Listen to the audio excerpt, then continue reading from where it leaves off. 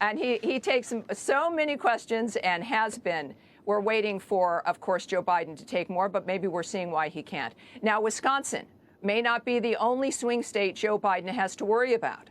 Minnesota may not be as blue as the Biden campaign thinks, especially now that 6 mayors from Democrat cities in blue-collar iron mining districts have declared they'll be voting for President Trump in November.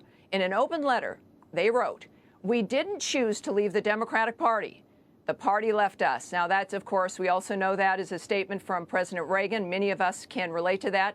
One of those mayors, Andrea Zupancich, mayor of Babbitt, Minnesota, joins me now. Mayor, thank you so much for joining us. It's a heated time for those of us who enjoy politics.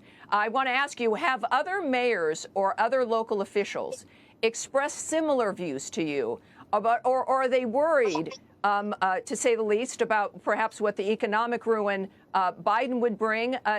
What are your thoughts on that and what other people may be saying to you at this point? Oh, yeah, definitely all of those points. Those are their biggest concerns about what's going to happen in the economy if it goes the other way. And I can tell you one more mayor has stepped up now, so there are 7 of us in the group, Mayor Vreeland from White Lakes.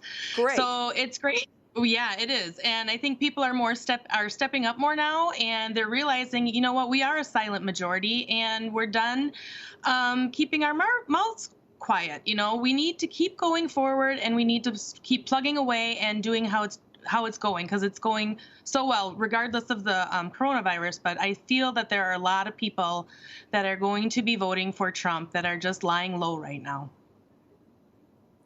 Would you say also that perhaps people are seeing that these are issues that actually transcend partisan politics, that this is now about the future, it is about the economy, and that this is that's where the commitment has to be, is more to your community as a whole or to your family than to perhaps the party that you've belonged to for so long as a Democrat? Absolutely.